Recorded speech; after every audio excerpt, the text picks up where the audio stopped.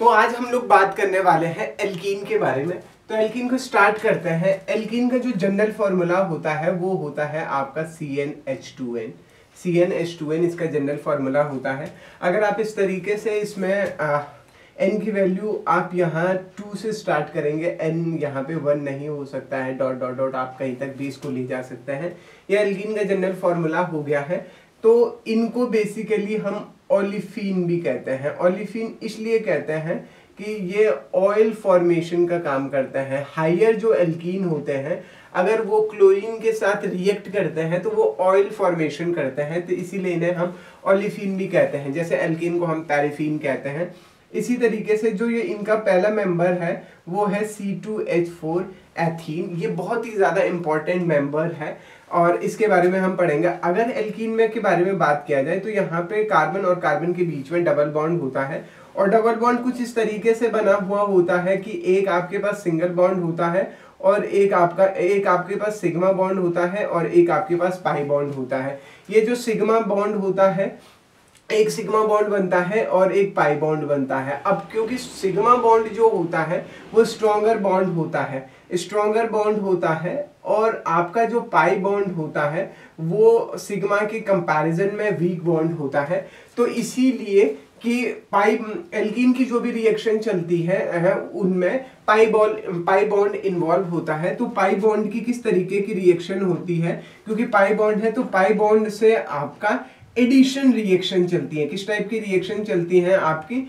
Addition reaction चलती हैं, जिनमें क्या होता है कार्बन कार्बन डबल बॉन्ड में कोई चीज क्या हो जाती है, ऐड हो जाती है। तो ये बेसिकली ओलिफिन्स के बारे में या एल्कीन के बारे में इंट्रोडक्शन था। अगर मैं नोमेनक्लेचर की बात करूं तो अगर मुझे इसका नाम करना है CH2, आप आईयूपीएसी सिस्टम आपका क्या कहता है? आईयूपीएसी सिस्टम कहता है कि आप क्या कर देंगे और रूट वर्ड आपका जो भी है उसके पीछे से आप इन एज ए प्राइमरी सफिक्स लगा देते हैं। जैसे आपको इसका नाम करना है CH3 CH double bond CH और CH3 इसका नाम करना है। यहाँ पे कहीं से भी स्टार्ट कर दीजिए 1 2 3 4।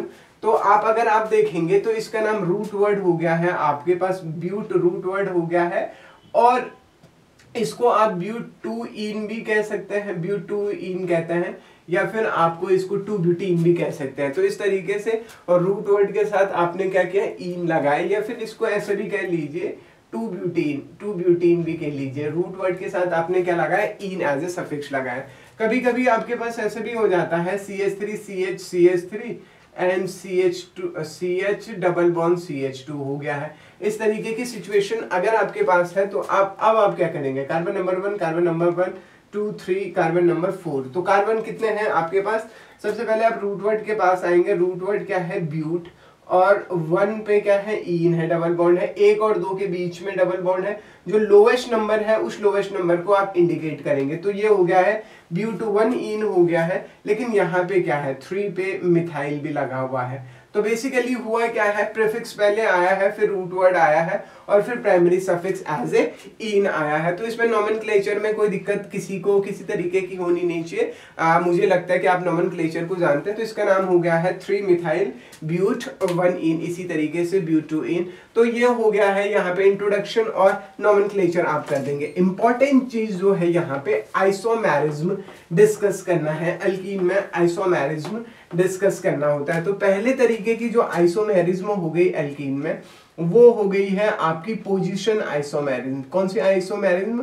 Position isomerism. और पोजीशन आइसोमेरिज्म में बेसिकली होगा क्या कि जो डबल बॉन्ड की जो पोजीशन होगी वो पोजीशन क्या हो जाएगी, शिफ्ट हो जाएगी या चेंज हो जाएगी। तो जैसे आप देखेंगे यहाँ पे अगर आप डबल बॉन्ड की पोजीशन देखना चाहते हैं किस तरीके से चेंज हो रही है, तो आप एक एग्जांपल लेते हैं।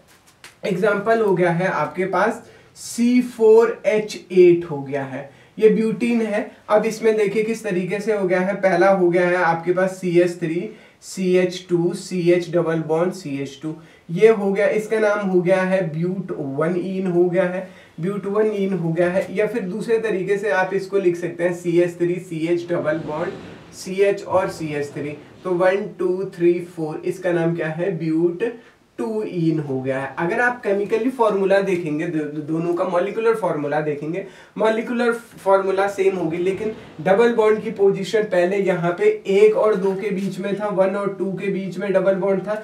आगे अभी इस वाले कंपाउंड में आप देखेंगे 2 और 3 के बीच में डबल बॉन्ड है, तो डबल बॉन्ड की पोजीशन शिफ्ट हो गई है, इसीलिए ये क्या है, पोजीशन आइसोमेरिज्म है।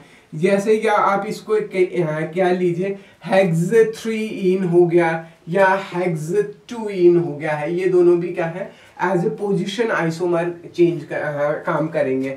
हेक्स 2-इन, तो पोजिशन आइसोमेरिज्म में बेसिकली क्या होगा, आपका डबल बॉन्ड की जो पोजीशन होगी, डबल बॉन्ड की जो पोजीशन होगी, और वो क्या हो जाएगी, change, position of double bond क्या हो जाएगी, चेंज हो जाएगी। जैसे ब्यूट 1-इन, ब्यूट 2-इन, हेक्स 3-इन, हेक्स 2-इन हो गया। तो ये पहले किस्म की जो आइसोमेरिज्म थी वो हो गया है आपके पास कौन सी वाली, पोजीशन आइसोमेरिज्म।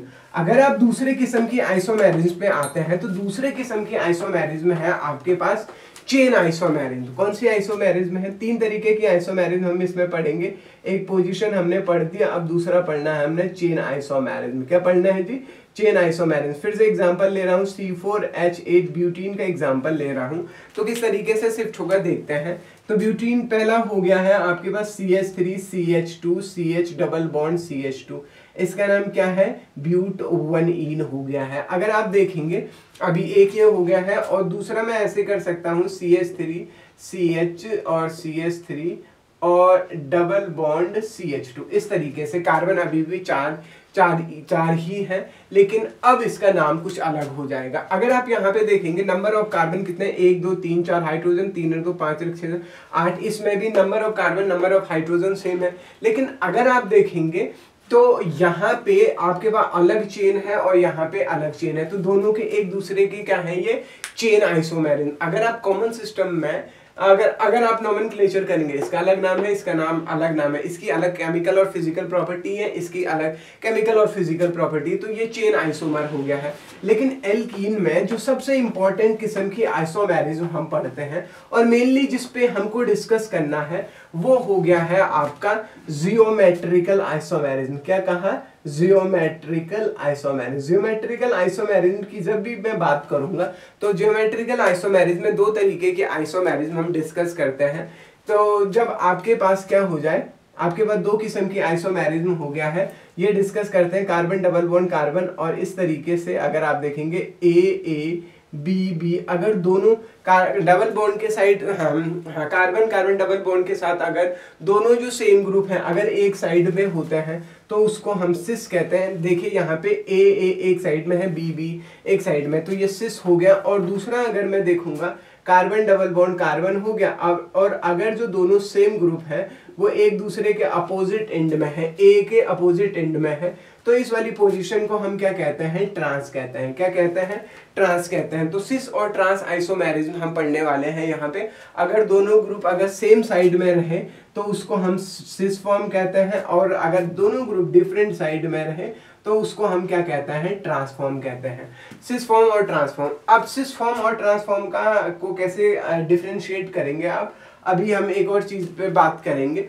बेसिकली सिस का जो डाइपोल मूवमेंट होता है, सिस का जो डाइपोल मूवमेंट होता है, मूवमेंट होता है, वो क्या होता है, मोर होता है, या फिर मोर देन क्या होता है, ट्रांस होता है, क्योंकि ट्रांस का ऑलमोस्ट तो 0 होता है। पहली बात ये हो गई है, सिस का जो बॉइलिंग पॉइंट होता है वो क्या होता है, मोर होता है देन ट्रांस। सिस का जो बॉइलिंग पॉइंट होता है वो मोर होता है ट्रांस से। तो सिस फॉर्म और ट्रांसफॉर्म का अंदर, और IR स्पेक्ट्रोस्कोपी एक ऐसा स्पेक्ट्रोस्कोपिक टेक्निक है जिससे आप सिस फॉर्म और ट्रांसफॉर्म को इजीली सेपरेट आउट कर सकते हैं, क्योंकि सिस का IR स्पेक्ट्रा आता है जबकि ट्रांस का IR स्पेक्ट्रा नहीं आता। तो सेम और डिफरेंट हो गया। जैसे आप एग्जाम्पल अगर आप देखेंगे, आपके पास कार्बन डबल बॉन्ड कार्बन है, आपने क्या किया, यहाँ पे एक Cl लगा दिया और हाइड्रोजन लगा दिया, तो ये कैसी फॉर्म है, सिस फॉर्म है। जबकि मैं इसी की ट्रांसफॉर्म अगर बनाऊं तो दोनों क्लोरीन को मैं किस एंड पे रखूंगा, अपोजिट एंड पे रखूंगा।